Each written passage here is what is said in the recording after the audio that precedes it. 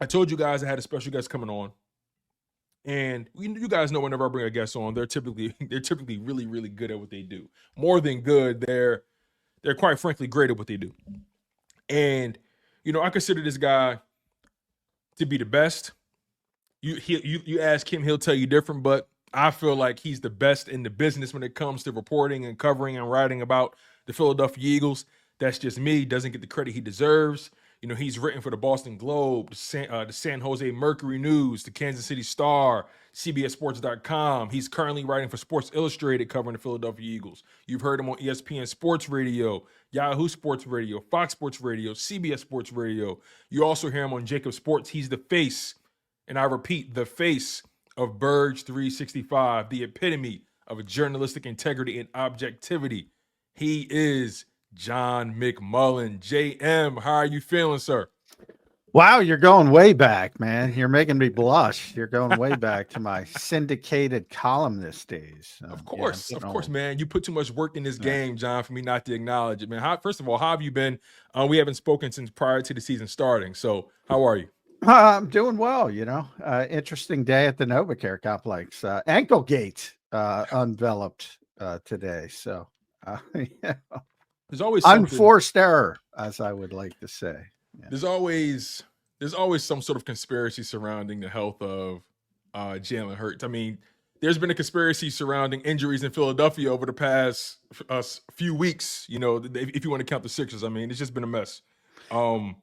But yeah, it would help if the Eagles were honest. They were for many years when Andy Reid was there, who showed and still continues to show in Kansas City. You can be honest about these things. No, nothing illegal about that. And when you're not, sometimes it bites you into what.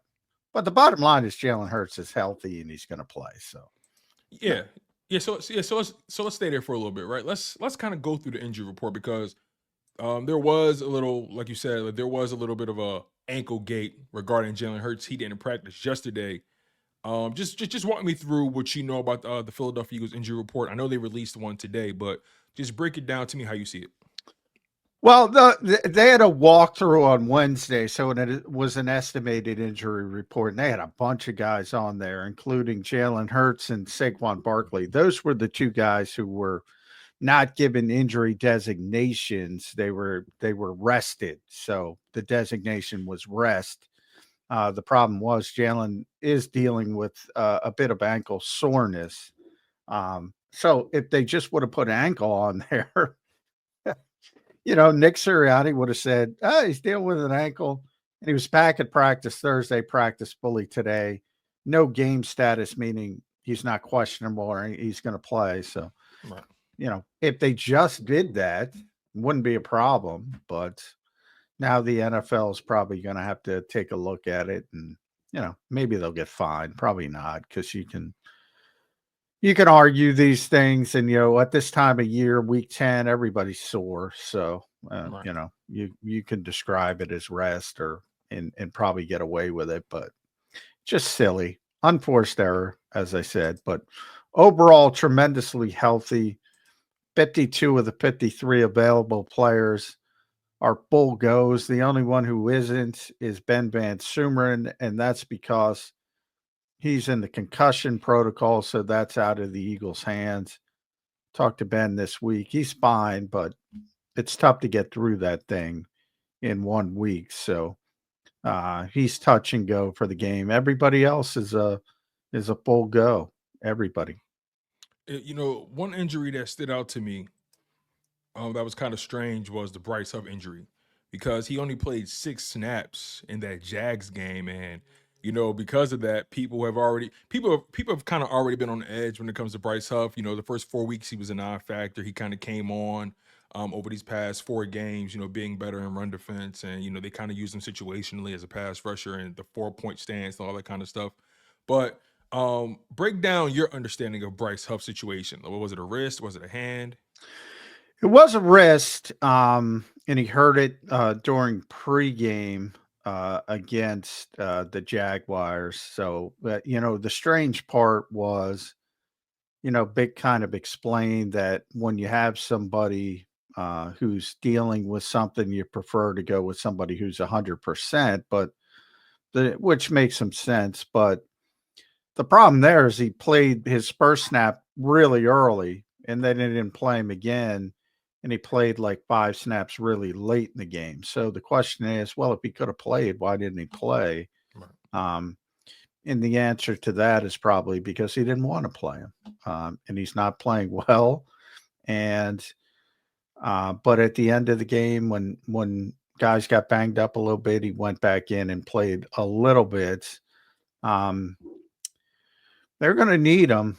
I mean, what you saw last year, what a lot of snaps did to Josh Sweat. He was great early. He kind of plateaued and wasn't performing as well late in the season. Now all of a sudden you're seeing the spike in snaps again, so you probably want to be cautious with that.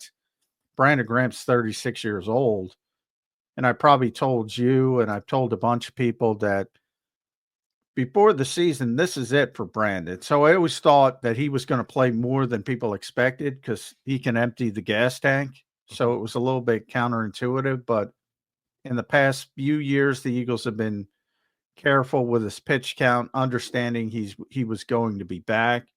Now he's going to retire so they can empty that gas tank. But still, you don't want him playing as much as he's playing. And now Nolan Smith is dealing with a groin injury. Point I'm trying to make is Bryce Huff needs to play, needs to be in that rotation. And the Eagles got to figure it out because it's obviously already a disappointment when you talk about bringing in a guy for $51 million, but they need him.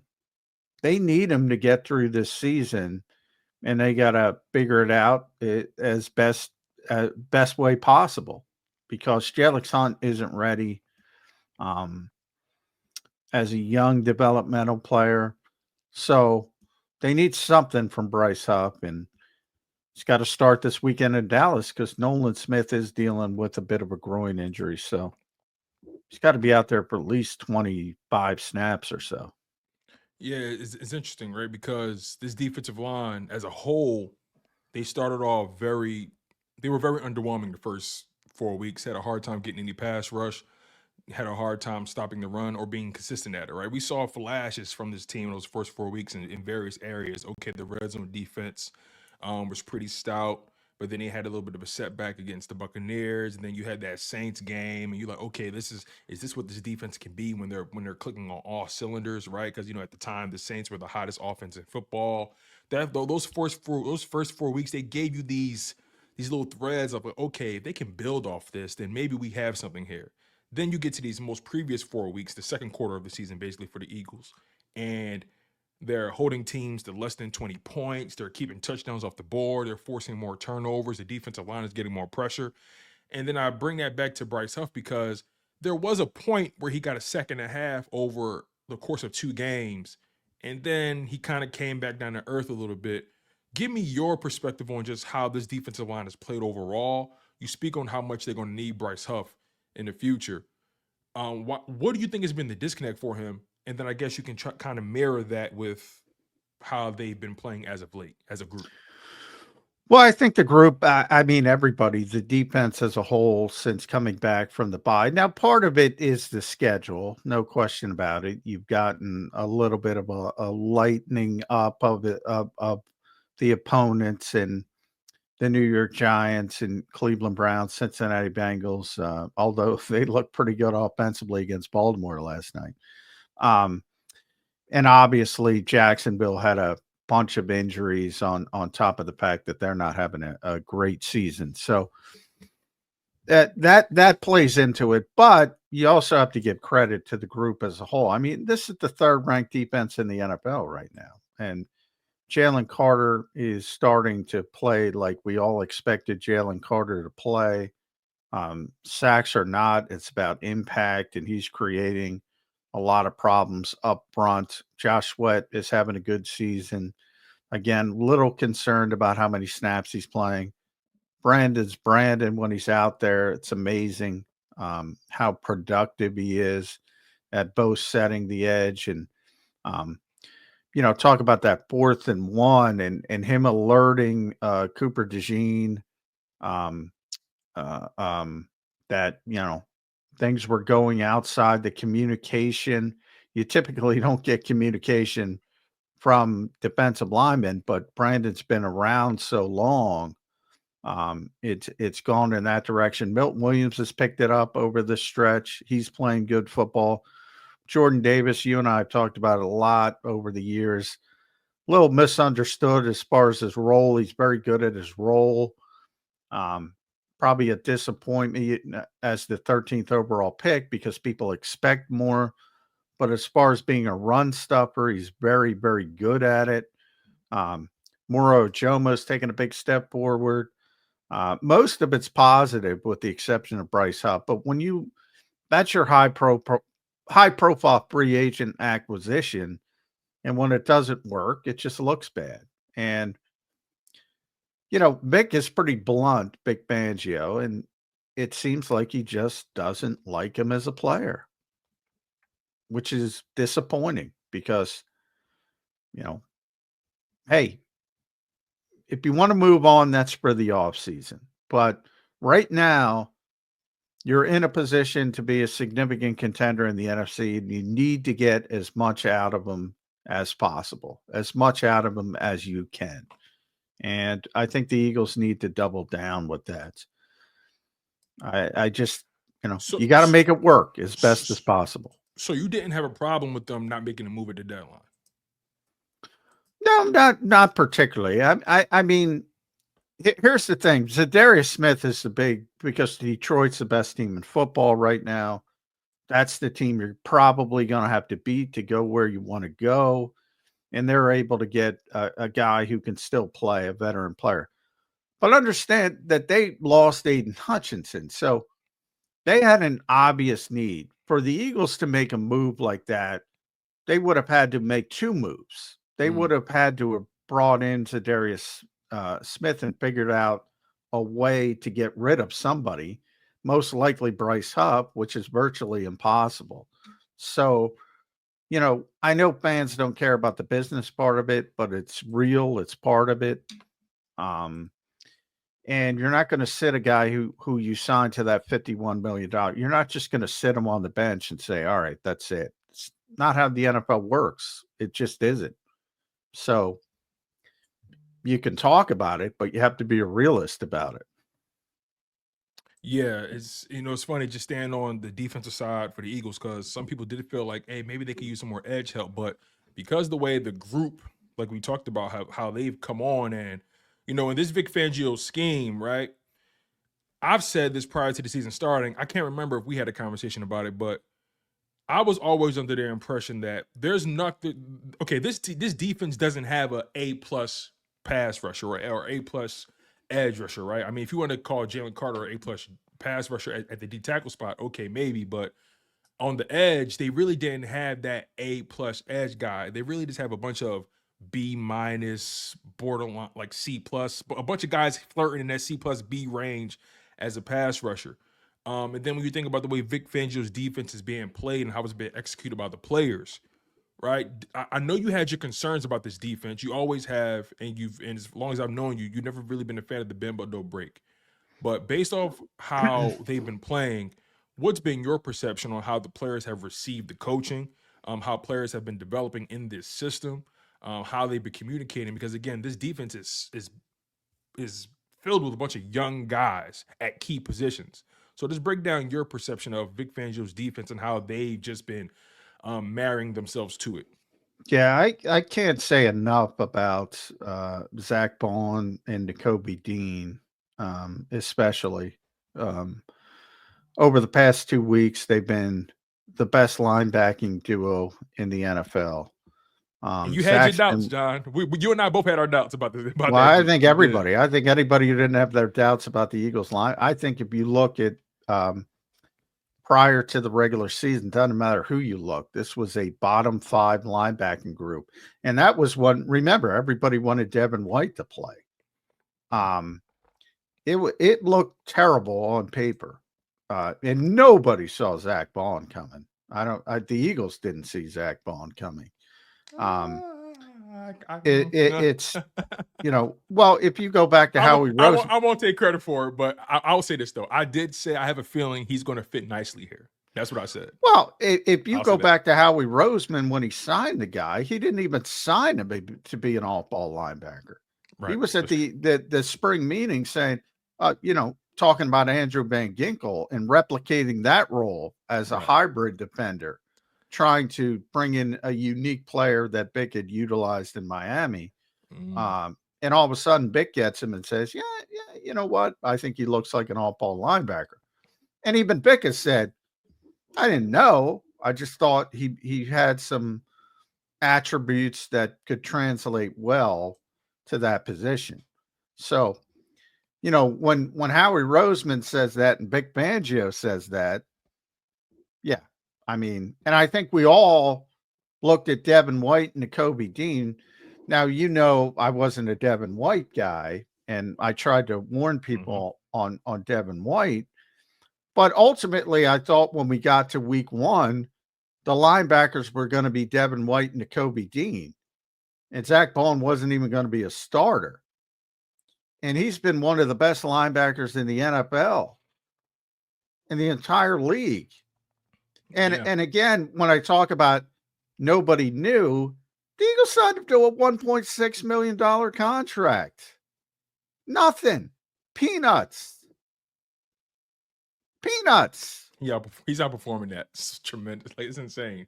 Now he can make up to 3.5 with incentives, but even 3.5 is peanuts when you talk about a starting linebacker in the NFL. And we know the Eagles' history; they don't pay linebackers, so nobody expected this out of Zach Bond. And if somebody did and wanted to say, "Tone, you did," you're being optimistic to be kind. Because he wasn't. I was being so optimistic at that time. Yeah, it wasn't.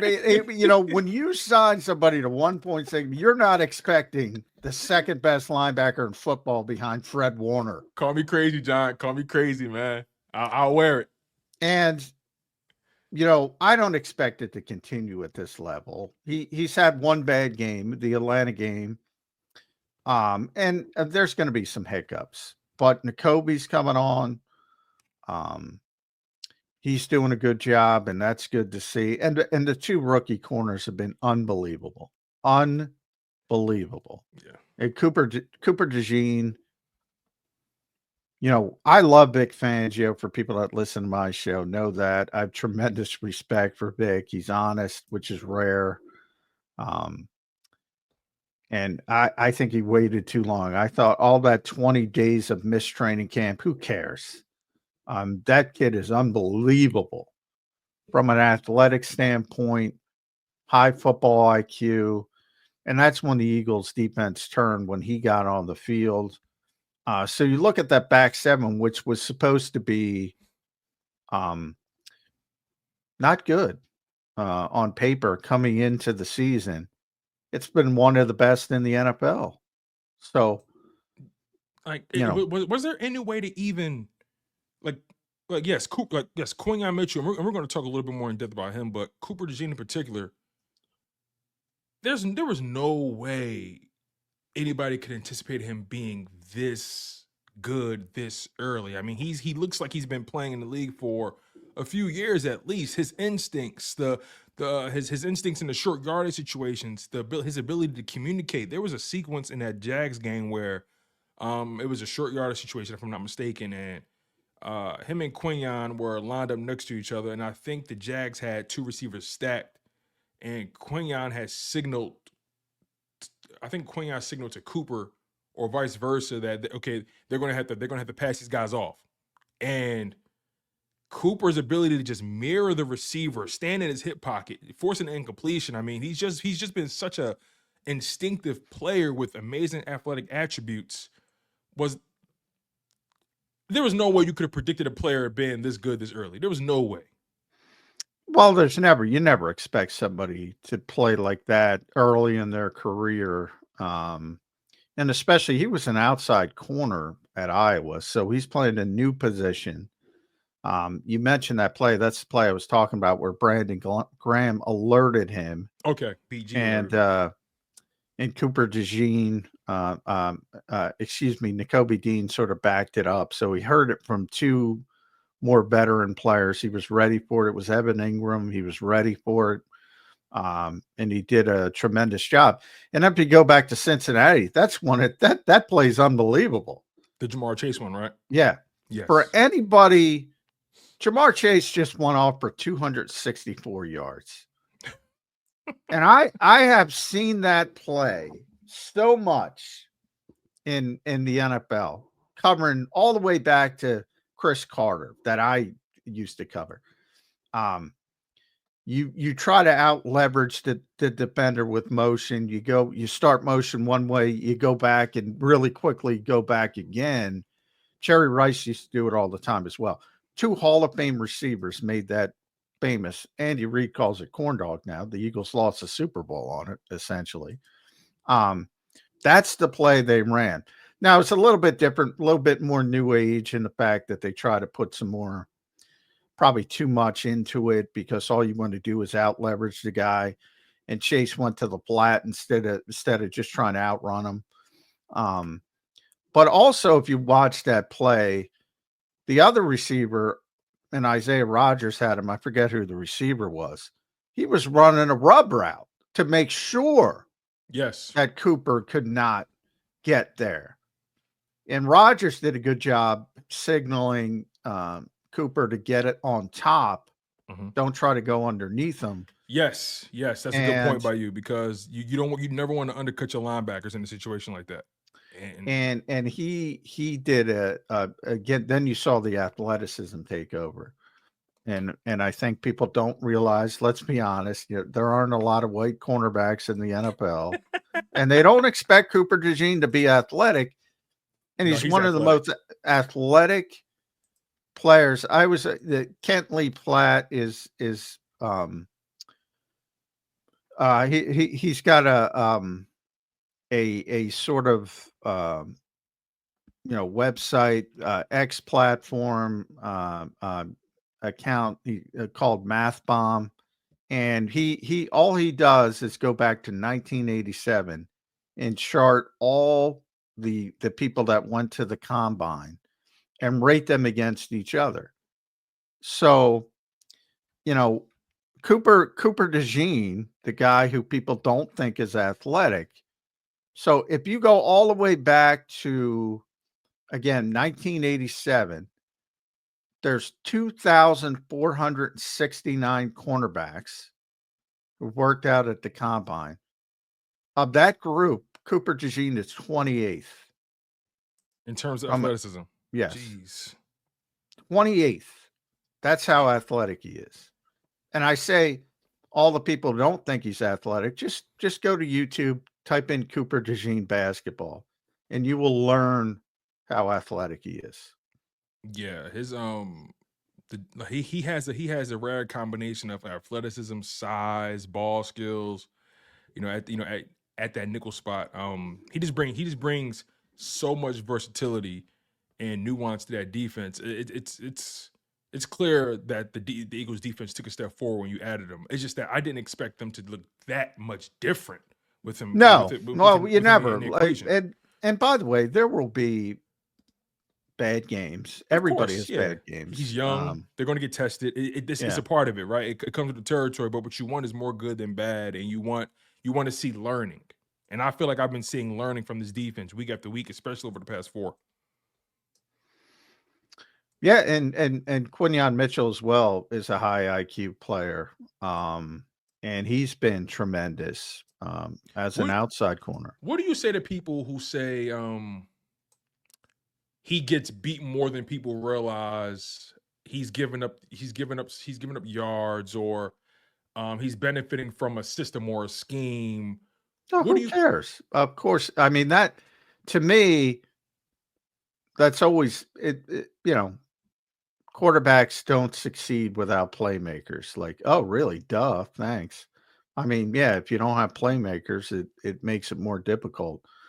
Yeah, that's what your job as a a defensive coordinator is, and Bick does a good job of putting these guys in good positions.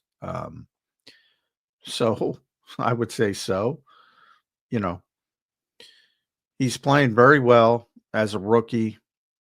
And yeah, he's given up some yards here and there. He's given up no touchdowns. He's given up about a 70-something passer rating, which is pretty effective in the modern NFL. And they were targeting him too. It wasn't like early, and that's part of early. it. Well, yeah, because if you have Slay on one side, Quinyon and Mitchell on the other, it's obviously who you are going to test. And they've tested him pretty consistently, and he's held up pretty darn well as a whole. And then last week you don't even have Slay, and it's Isaiah Rodgers held down the fort on his side, and Quinyon continues to play well. Now, again, you're going to be tested, really not necessarily this Sunday with the shape that the Cowboys are in, but then you have Washington on Thursday night. Then you have to go out to the Rams, who are healthier now, and Matthew Stafford and Cooper Kupp is back, and Puka Nacua is back. That's going to be a big test. And then you have Baltimore, which is that's the one. That's the one. You got the best player in the world right now in Lamar Jackson. And they scored, I think, 4 straight touchdown drives last night. I mean, they can run the ball, they can throw the ball. That's going to be a big test. Yeah, they're humming. You brought up Isaiah Rodgers briefly. Speak on the trajectory this Eagles team is going in terms of their roster depth, their young core. The Eagles have depth in all the right places: the offensive line, the cornerback position, the DBs in general, right? You got Sidney Brown, who's made plays on special teams, who's looking like he's just waiting for his opportunity. Just give me your perspective on their roster depth and their young core for the now and for the future. Yeah, I think it's pretty good, especially defensively. When we came to the trade deadline, I was like, if something comes by your desk and you can get an upgrade, okay. But I'm pretty happy with Isaiah Rodgers and Kaylee Ringo as backup players at corner. As you mentioned, Sidney Brown being back. I mean, the one player's not playing great on defense besides Bryce Huff is probably CJ Gardner Johnson. And you start to think, you know what? All right, maybe that won't work out, but so what? Because Sidney's coming back, and he looks like he's going to be a significant piece sooner rather than later. Blankenship's having a very good season. The linebackers we talked about, and even that, Ben Van Sumeren, playing fullback and linebacker and special teams. That was fun. That was really fun to see that happen, because I give the Eagles coaching staff, in particular, I give Kellen Moore and Nick Sirianni credit for. You suffered an injury at the tight end position. You knew Grant Cockatera couldn't block well. You knew Jack Stoll was limited in the passing game, so you tried to find the best way to blend all of that together without necessarily revealing your tendencies. And you find what you recall. Oh yeah, by the way, Ben Van Sumeren, he did ride up Nakobe Dean in training camp that one time. You know what? Let me see if I can get him out there, see if he can block.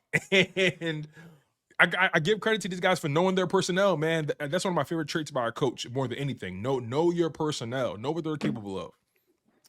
Yeah, and that's been coming far longer than people realize. It wasn't they were going to play Ben on offense. They were thinking about it since training camp. So, he was when he first went to college at Michigan, he was a fullback. So he switched over to the defensive side. So that's been in the works for a while. Oren Burks is also veteran players, played a lot. Jeremiah Trotter Jr. is a young player they like. So they have depth there. We talked about the defensive front. And then offensively, Fred Johnson holding up. Yeah. Against some difficult competition. I'm still a little bit worried this week if Micah's out there. Micah Parsons might be back. That's a concern, but as a backup player, there's not much to complain about with Brett Johnson. Tyler Steen has had to play at times. He's been solid. Grant Calcaterra, as you mentioned, has stepped up when Dallas Goedert has been out. The one issue you have a little bit is wide receiver, but hopefully that catch can get Jahan Dotson going a little bit. And then running back, I do think the Eagles should be a little bit more cautious with these touches with Saquon. I'm glad you went there, John.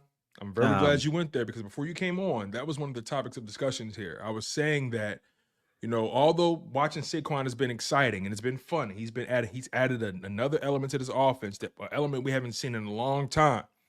I think at the very least for these next couple games, Kenny Gainwell's touches, the Kenny Gainwell Will Shipley combo, however you decide to use those guys, their touches are going to be even more important between this game and that Washington game because you got 2 games in 5 days. That Washington game is clearly the one that you're trying to get towards. The Dallas game is appearing like a layup. You want to take care of business early in Dallas. You don't want that game to go and drag into the fourth quarter. You want Saquon Barkley on ice heading into, in my opinion, going into that fourth quarter, so you can go into that Washington game where it's him being the closest thing to 100%. He's coming off of his biggest game in terms of touches. I think more than ever, you got to get a lot out of Kenny Gainwell or optimize his touches somehow, some way. Yeah, I think you have to be more disciplined early in the game. So if you look at how a lot of people do it, you have to be disciplined. It might be, all right, third drive is going to be Kenny's. That's it. Don't deviate. And that's why I say early in the game, maybe every 3 drives, maybe every 4 drives is Kenny's, to limit some of those touches. And then if you get to the second half and it's a tight game in the fourth quarter, you have to do what you have to do to win the game.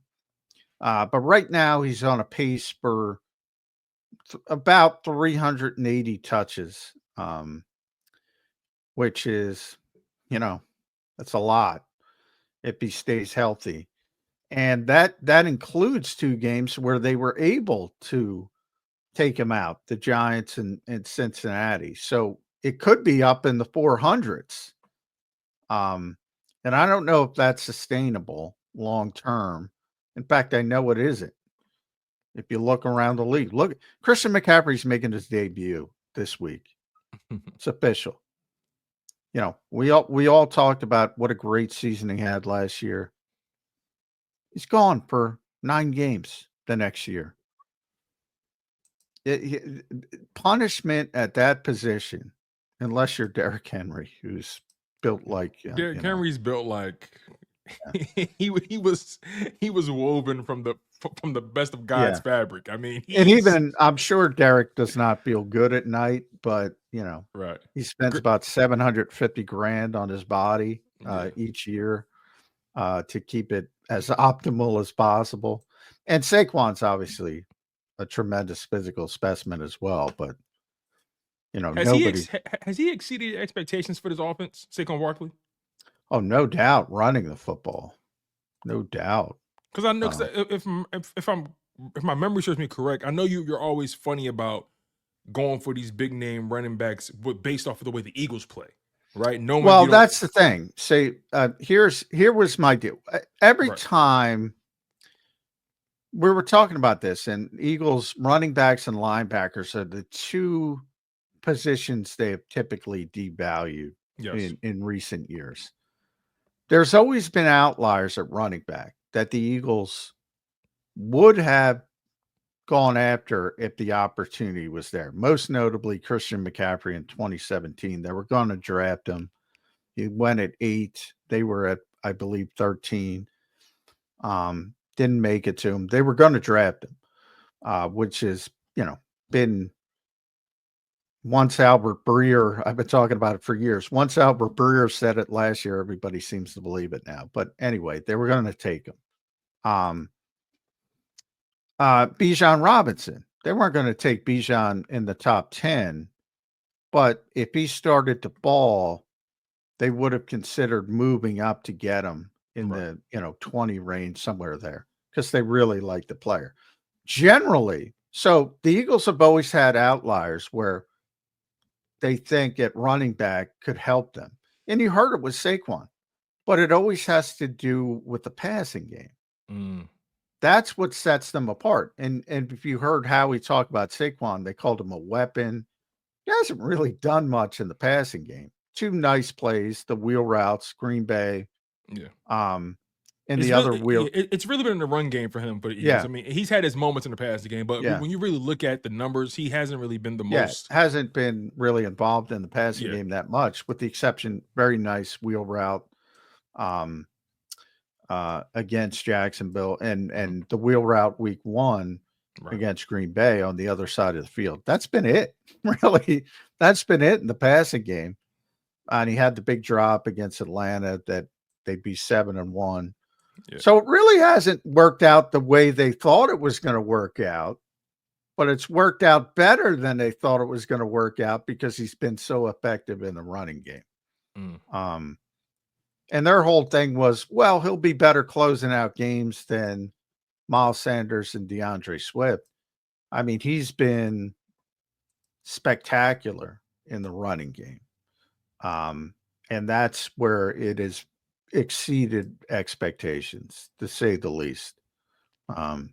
3 Offensive Player of the Week awards in 8 games. He had 3 in 6 years with the Giants. where were you when it seems like this moment is it's etched in sports history now? Where were you when the backwards hurdle took place? I was in the press box. Yeah.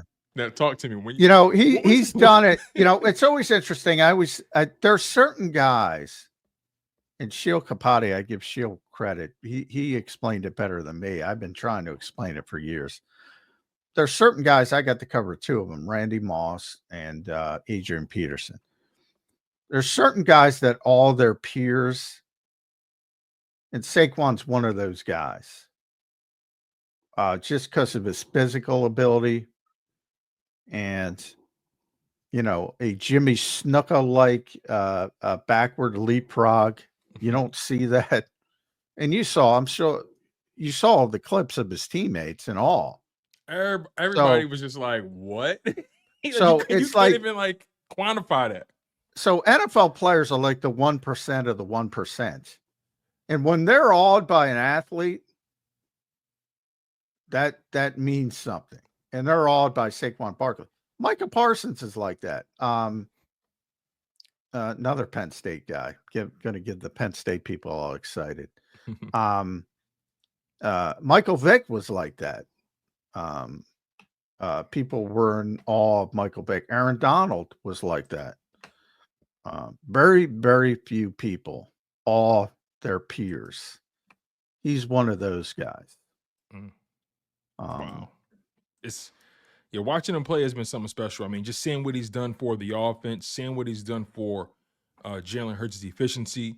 Let's get into that, right? Because the first 4 weeks, Jalen Hurts had his fair share of struggles. It seemed like everything that plagued him from the 2023 season was carrying over to the 2024 season, and we were questioning if Kellen Moore was the right guy. How much is Nick Sirianni still influencing the offense? There were so many different narratives pertaining as to why Jalen Hurts and his offense was still kind of disjointed or a little herky-jerky. And these past 4 weeks, we've seen damn near a resurgence of the 2022 Jalen Hurts. He's more efficient. His passes are more potent, more effective. He's using his legs. He seems like he has more pep in his step. He looks more confident. Maybe not this week with the ankle, but yeah. We're going to see. Yeah, we're definitely going to see about that. But just give me your perspective on Jalen Hurts' early struggles in the season and just how he's been able to turn them around over these past 4 games. Well, I think it's 2 things. One, they're making it easier for him, but even more importantly, I think people forget AJ was missed 3 of those 4 games. So, absolutely. I mean, that's a big part of it. Yeah, when he's not on the field, they don't play well. basically. And luckily, they got the one drive against Jacksonville when he went out, the two Devontae plays. It was continuing against Jacksonville. So luckily, he'll be back. I think, for whatever reason, people forget the context as the season goes on. So he missed 3 of those first 4 games. The Green Bay game, he was off the charts. And then since he's been back, he's been tremendously effective. Number 2 of 128 of the 128 receivers PFF has graded. A.J. Brown is number 2. So that tells you at the level when he's been out there, that's the difference. And then the Tampa Bay game where everybody lost their mind because they played so poorly. They didn't have A.J. Brown, Devontae Smith, and Lane Johnson. It's like, what do you expect? Ed Kratz and I every year do our top 25 Eagles players, regardless of position. So just best pure football players. This year, number 1 was A.J. Brown. Number 2 was Lane Johnson. Number 3 was Devontae Smith. So if you don't have those players and you're surprised that the Eagles didn't play well, that's kind of on you. You don't replace players like that. You hope to persevere a little bit better. But so a lot of it was circumstance and who was the old cliche in the NFL. It's not who you play, it's when you play them. It's a hell of a lot easier to play Dallas this week with Cooper Rush, even though they weren't playing well. You're much more concerned if Dak Prescott was out there, whether people like him or not. And the same with the Eagles in Tampa Bay. Look, they might, now Tampa Bay's missing Mike Evans and Chris Godwin. Go play that game again, and the Eagles have AJ, Devontae, and Lane Johnson. See how it works out for Tampa. Yeah, I feel you. The bottom line is, these quarterbacks can be as talented as they want, but there's only really 1 or maybe 2 guys in this league that can just go out there and run it up with anybody. Other than that, if you're not Patrick Mahomes or, I'll probably throw Lamar Jackson or maybe Josh Allen in that category. It's only really 3 guys in this league that have proven to really get it done with just some. And even you see the difference. Kansas City wins a different way now. Of course, now they yes. win. In my opinion, I think they're more defensive centric. Yeah. That's what I'm saying. They don't put up big offensive numbers. Right. Sometimes they do, but not consistently. And they haven't really since Tyreek Hill left. So they go about it a different way. Now, generally, Patrick's the kind of guy who's going to make a play or 2 that breaks your back. Exactly. And that's impressive. Right. I guess what I'm trying to say is there's really only a few guys that are good enough to win games and overcome it. And the reality is, I'm watching C.J. Stroud play. He hasn't had Nico Collins in weeks. He lost Stephon Diggs for the rest of the season. And he's looking. Yeah, he's had a bunch of bad games. He's come back down to earth. Jordan Love, he's battled injury, but he also has turned the ball over in every single game he's played this year. So, and he has pretty much his weapon. So there's so much nuance that goes into a lot of these quarterbacks and how they play. And I guess when I look at Jalen Hurts, again, this is my humble opinion, there always seems to be a different, and maybe this is me being a sensitive Eagles fan, John, so I always look to you to correct me with this. But it seems to me that there's always a different set of expectations when Jalen Hurts is playing versus these other guys. When Jalen Hurts is doing well, hey, A.J. Brown's on the field. What do you expect? C.J. Stroud and those other guys are playing. Well, they're just really, really, really, really good. It's like, okay, hold on, wait. Well, Nico Collins and Stephon Diggs aren't there. I think that's Philadelphia-centric because, look, it doesn't matter. Any city, the quarterback is under a microscope, whether the quarterback is good, bad, mediocre. They're always under a microscope.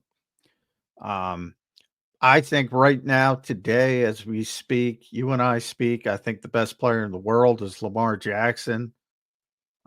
Nobody gets more shit than Lamar because he hasn't done it in the playoffs yet. That's true. And as I said, Joe Burrow is having a tremendous season, but nobody seems to know it because they haven't won games, because they're not out there by themselves. We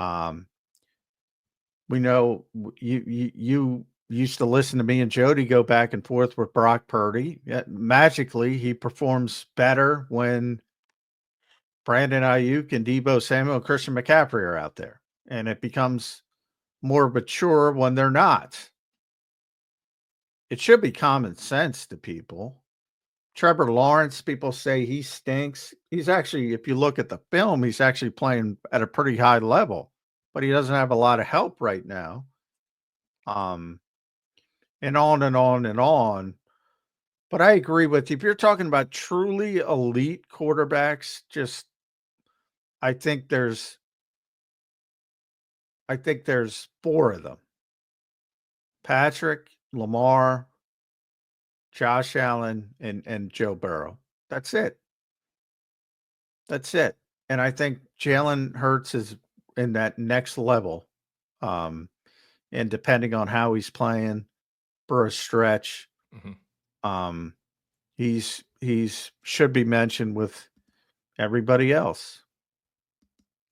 Aaron Rodgers was once there, but obviously at his age. But right now, I think there's only four truly, truly elite quarterbacks, and Jalen's right there in the next group. Yeah, I would probably say three, but 3, 4. I mean, the bottom line is you're right though. It's very select. It's a select few. It's a select few. A couple more, John. Then I'll let you go, man. You giving me so much of your time, man. I really do appreciate it. Me and you talk. We can just go. I want to get your perspective on Nick Sirianni's in-game decision making. I know. You thought you was going to get through a whole conversation with me and not bring it up, but I'm bringing it up because you're the person I look to kind of rationalize my irrational thoughts. So again, Nick Sirianni's in-game decisions. Let's not sugarcoat it. Let's not bury the lead here. It's been questionable, like to say the least, throughout the season. Not every game, but throughout the season, it's been sprinkled in. Give me your perspective on how his in-game decision making has been criticized. Do you offer any criticism towards it? What's your overall perspective on how his in-game decisions have affected wins and losses? Yeah, coming off last week, and I spent way too much time talking about this because I swear to God, we didn't talk about the game for 3 days, because everybody was so incensed at Nick Sirianni, and I try to explain this. I've tried to explain this for years.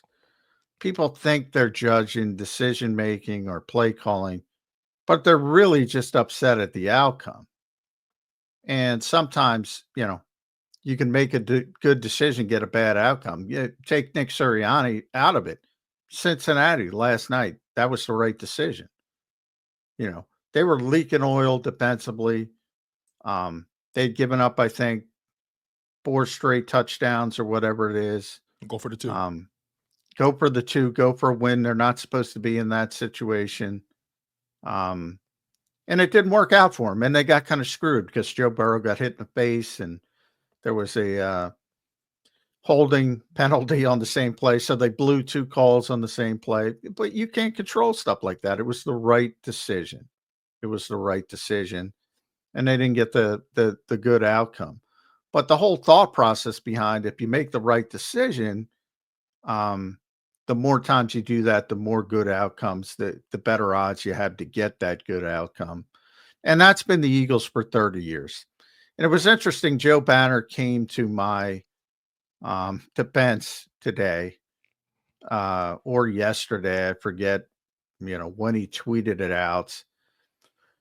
And this is what Joe tweeted out. So annoyed by people that make a note every time the Eagles are aggressive and it doesn't work, without noticing all the times that being aggressive has been a huge part of their persona and has led to huge success going back 30 years. Aggressive organizations win. Joe's 100% right. The reason the Eagles have their 1 Lombardi trophy is because they were ahead of the curve in this league when it came to aggressiveness. They came into that game 18 of 20, 18 of 20 converting tush pushes. It was nearly automatic. Anytime you give up a free yard, they're going to go for it. Unless it's in the fourth quarter and there's some weird, like obviously if they need an extra point to go ahead, they're going to kick the extra point. But if you give them a free yard, they're going to go for it. You can argue Jalen Hurts got in. I thought he got in on the one, Right. and for some reason they didn't overturn it. And then the other ones, 4th and 3. That's a touchdown. A.J. Brown is open for a touchdown, or maybe he gets tackled at the one. I feel like Hurts could have drove that ball a little bit more. I was way late. If he throws the ball on time, that's a touchdown. Now, the one issue I had, the 4th and 1, boy, it was really 4th and inches. Yes, and then they did that was it the bootleg or something? It was some kind of weird, yeah. And they went away from the tush push. They should have just tush pushed it, but because of their lack of success earlier, they got a little bit spooked by it. So overall, I have no problem with the decision making. It's ironic, in the same game, Doug, who knows it better than anybody because he was here. And I should also note that, by the way, if you hate Nick Sirianni, that's fine, but understand this is an organizational decision, as Joe was trying to explain. It started with Joe Banner. So whoever the next coach is, they're not hiring somebody who doesn't go in that situation. If somebody jumps offside on an extra point and you want them to kick the extra point again, well, get ready to be disappointed whether Nick Sirianni's here or not. That's an organizational belief. Even if you make it and you got the points already, take the points off the board and get 2.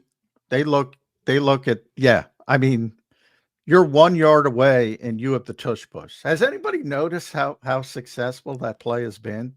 Why would you assume that it wasn't going to be successful after watching it be successful for as long as it has?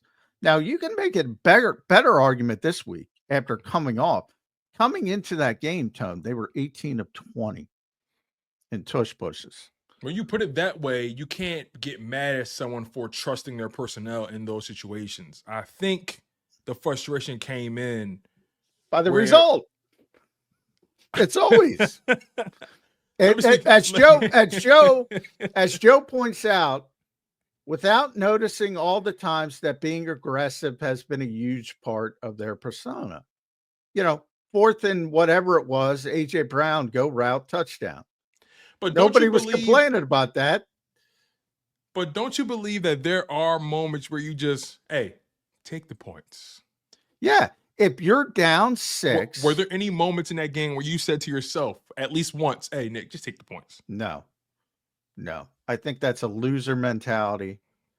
Look, Xander Krause all week, he's like, in the second quarter, he's talking about making it a 3-possession game. I said, you don't even think about that stuff in the second quarter if you're a good team. Now, if it's the fourth quarter, yes, and it's going to be a 3-possession game, but they wouldn't go for it. There's this mentality that they're always going to go. No, if they're down 6 points, right, and they score a touchdown in the fourth quarter, and it's a tie game, and they're kicking the extra point, and somebody jumps offside and gives them a free yard, they're still going to keep the extra point. They're not going to go for it in that situation. But in the second quarter, no, they don't give a shit. You think they're sitting there, this egomaniacal team with all this hubris is sitting there saying, oh, we're not going to score again against the Jacksonville freaking Jaguars at home? We got to take this to a 3-possession game. You don't want it. So where do you draw the line then? Again, this is a very compelling conversation because you do believe there are moments where, hey, you do take the points, but at the same time, explain what in the fourth quarter, right, you start thinking about possessions and it changes. In the second quarter, so you start drawing the line between recklessness and aggressiveness in the fourth quarter. You don't start drawing it into the fourth, or like Where do No, you draw that line? I don't even think about anything like that until the fourth quarter. Okay. Okay. Before I can you look respect at that. I can respect you that. you look at Cincinnati, they were up 7-3 against the Eagles. They had a 4th and 2, I believe, inside the 10-yard line to make it. They could have made it 14-3 if they went for it. Right. They settled for the field goal. Loser mentality. If you don't make it, you got the Eagles all the way backed up. They got to go 92 yards or whatever. That's the worst case scenario. And if you do make it and punch it in, it's a completely different game. And who knows what happens? You got them really on their heels at 14-3. They probably start to panic a little bit, go away from the running game, yada, yada, yada. One dimensional. Who knows what happens? Loser mentality. Doug Peterson, who knows better than anybody. He's got the Eagles leaking oil. He's got a 4th down at the plus 49. Doug Peterson in Philadelphia goes for that because he's forced to by the organizational philosophy, basically. And he laid up. He laid up, didn't go for it, punted the football. That was the big drive. That was the big Devontae Smith drive. And lost him the game, essentially. You bring up good points because at the end of the day, right, you want to continue to do what got you there. You don't want to change your stripes at the wrong time. And, one could argue, the Eagles were so aggressive in 2022 leading up to that Super Bowl. And then when things got real tight, when things got to the point of no return in that Super Bowl game, Nick got passive in those final 2 quarters. Yeah. So and that turned into the Kadarius Toney. So it's a catch-22, like you said, right? People are judging results. You damned if you do, damned if you don't, right? We criticize Nick for being aggressive, all the time, but then that same mentality wins you Super Bowls, like we saw with Doug Peterson, right? And not having that mentality can lose you one, like we saw with Nick Sirianni. So you can't win worth for losing, and vice versa. Yeah, I maintain, obviously the most famous Super Bowl play for the Eagles is the Philly special. Great point, because that was a 4th down play. That was a 4th down, but I'm not even talking about that. The strip sack obviously was the 2 plays that people talk mostly about, but the Philly special was obviously in the second quarter, but so it's not as important. The biggest play in that game was 4th and 1. When they converted, Nick Foles kind of slid step converted to Zach Ertz. Yes. Because if they would have punted that football, the way that game was going, and I talked about this with Frank right after the game. I'll never forget it. I probably told you the story. Frank said after the game, Doug's a freaking superstar. He doesn't curse, so he used actually flipping, I believe he said. Right. And to go there, to have the and ultimately they went down and scored. Frank's belief was if they punted, New England was going to go, and the game was over. I'll admit, there are moments where you're watching a football game and you say to yourself as a spectator, don't give them that ball back. Yeah. If you're smart, you're not giving them that ball back. Yeah. Your defense is leaking oil. You do not want to put them in a situation. Perfect case in point, and then we can close the show here. Case in point, Tampa Bay versus Patrick Mahomes and the Chiefs on, what was that, last Thursday or what game was that? Was that last Thursday? Yeah, night? They didn't go for it. They should have went for it. Instead of going for the 2 points to win the game, because you had that defense on the ropes. They were leaking oil. You had an opportunity to catch them off guard again. And instead, you put your team through another 5 minutes or another 6 minutes of Patrick Mahomes, and you never see the ball again in overtime. Those are those moments where you have to have the feel, the pulse of your team, the pulse of the game. And in that moment, Todd Bowles did not. Whereas though Doug Peterson, in that 4th and 1 situation on your own 49, he did feel the pulse of that game. He knew what he saw throughout, from quarter 1 to quarter 4. Yeah. And Joe's right, and that's why I brought up Joe Banner. Aggressive organizations win. The Detroit last year, and people say, well, they lost in the NFC Championship game. They did. And it bit them in their ass. But people don't understand. First of all, how long has it been since Detroit's been in that position? They're in that position because of the way they played all season. Mm-hmm. And by the way, they're the best team in football this year because they play that way. And it puts so much stress on the opposition. And the funny thing about Eagles fans, Tone, they want to blow out their chest when the tush push is working. How many times have you heard it's 1st and 9 for I'm us? tired of it, John. I don't. First I'm and 10. tired of the play, to be honest with you. Good or bad. Well, I'm with you. And by the way, I think the Eagles should just spread out people now because people are too focused on it. Mhm. So I think they should spread out. Jalen Hurts is still going to convert all the quarterback sneaks. I agree. I mean, it's not like Smitty and AJ are back there really doing the most pushing. I mean, so it's a waste of time. Just spread those guys out. And, But I think it was sort of a bully play, and it's sort of I think it was more of a sort of demoralizing play for the opposition. And I think now that people have are ultra focused on stopping it. I think you just spread them out and you easily, because I think people forget how good the Eagles were at quarterback sneaks with Carson Wentz. They've been a good quarterback sneak team for a very, very long time because of their offensive line. But aggressive teams win. Joe's right. I mean, think about it. 1st and 10. 3 plays to get 10 yards or 4 plays. How difficult in this environment is it to stop a good team 4 consecutive plays from getting 10 yards? Listen, it's hard to stop a bad team when they're on your own 13-yard line to stop in 4 plays. It's hard. Yeah. So I mean, thank God for Nakobe Dean interception, right? I mean, in certain situations, you don't want your opponent having all 4 downs. And exactly, you're right, man. When you're as talented as the Eagles or the Lions, right? Because I think they play the game similarly as far as how they're constructed, how they optimize their quarterbacks as pass attempts. I think Detroit and Philly are very close in terms of how they play. But yeah, man, you're right. Aggressive teams win championships. When you're not aggressive and when you're passive in this league, you wait for things to happen instead of making things happen. So you bring up a good point. And you've kind of you've soothed my concern about Nick Sirianni, because at the end of the day, right, this same mindset that we criticize him for may be the mindset that helps you get back to that big game. So let's try to take it with a grain of salt. At the end of the day, players decide the outcome. They got to go out there and play. They got to execute. Right. Yep. And I think these coaches, Kellen Moore, Vic Fangio, Nick Sirianni, I think they have done a good job getting his team ready, especially over the past 4 weeks.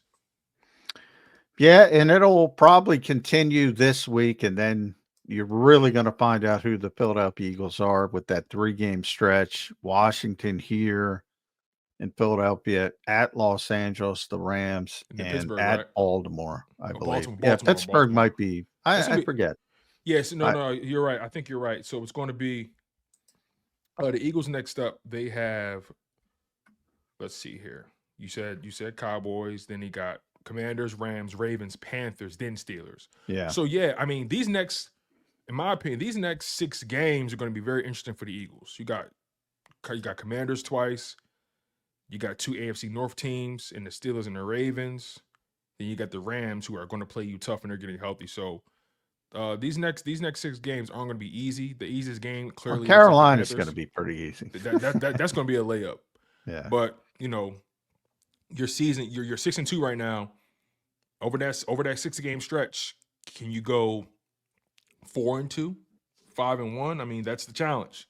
Yeah, I mean, it's going to be really tough to beat Baltimore on the road. Yeah. I mean, Washington, the 2 games at Washington are going to decide against Washington are going to decide the NFC East. Yeah. Pretty confident in that. I agree 100%. And Washington has the Steelers up next. I think the perfect situation for the Eagles is you take care of business against Dallas. Washington loses against the Steelers. You face off against them on Thursday night. You win that game. You take a game and a half lead, or you take a game and a half lead in the division. Yeah. But even at that point, it's nothing's guaranteed. So it's going to be exciting. It's going to be fun, John. Are you going to the Dallas game? I am not, unfortunately, and I'm upset about it because they have the best spread in the business. I said, say what you want about Jerry Jones, but he classes that place up, man. I'm Can't get telling mad you. at it. Can't get mad at it. John, listen, you've given me more time than I deserve, my friend. You put in so much work, time and time again, and I'm just grateful for your friendship, grateful for your insight, and again, just grateful for your time, my friend. So anything that you want to promote, anything that you want to let people know what you got working on at si.com. People hear from me too much. I'm trying to, in my old age, I'm trying to slow it down a little bit. But for You're you, a man of the people, JM. yeah, for you, You're a man of the people, Tone, JM. anything. They love you. And yeah, I actually didn't get back to you quick enough. That's my fault. But I get so many text messages a day, it gets buried. And hey, listen, this is what happens when you're one of the best, right? The phone never stops ringing, John. So I get it. I'm just glad that I know a celebrity. That's all it is. So, yeah, that's a Z level celebrity. I'm a local Z level celebrity. Not in my eyes, man. You're a star. And on that note, John, I appreciate you, my friend. It's always love whenever we connect. It's always like Voltron, my friend. So you take care. You enjoy your holiday. I'll tap your shoulder sometime. Where are we at? This is week 10. Week 10 already, man. Yeah, I know, it's crazy. I'll probably tap your shoulder once we get closer to that week 15, 16, where the playoff picture is really pretty much taking shape, and now we're talking about seeding. So yeah, I'll tap your shoulder around that time, and we'll figure out where this team is going by then. All right, buddy. Good talking to you. All right, Jan, you take care, my friend. It's always love.